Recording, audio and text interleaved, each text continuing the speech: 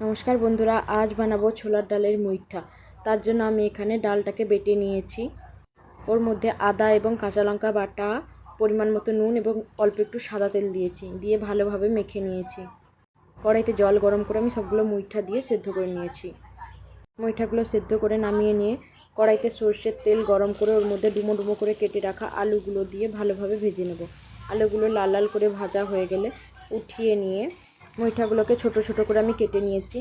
কেটে নিয়ে কড়াইতে ভালোভাবে তেল গরম করে একে একে সবগুলো মুইঠে দিয়ে আমি ভালোভাবে ভেজে নিলাম।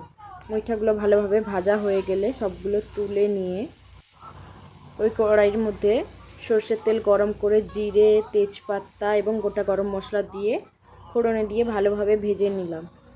ফোড়ন থেকে গন্ধ ছাড়লে ভাবো ফোড়নটা ভাজা হয়ে গেছে এবং একটি বাটিতে হলুদের গুঁড়ো, লঙ্কার গুঁড়ো, আদা বাটা এবং পরিমাণ মতন জল দিয়ে মশলাটা গুলে নিয়ে কড়াইয়ের মধ্যে দিয়ে দেবো।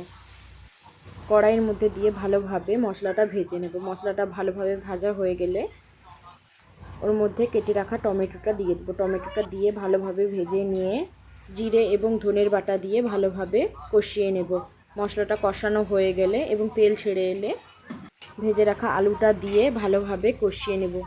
ভেজে রাখা আলুটা দিয়ে কষানো হয়ে গেলে মুইঠা সিদ্ধ করে রাখা জলটা দিয়ে ভালোভাবে ফুটিয়ে নেব।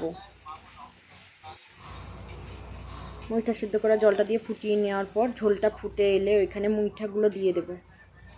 মুইঠাটা দিয়ে ভালোভাবে মিশিয়ে নিয়ে ওর মধ্যে স্বাদ মতো নুন, চিনি দিয়ে ভালোভাবে মিশিয়ে নিয়ে ঝোলটা ফুটিয়ে নেব।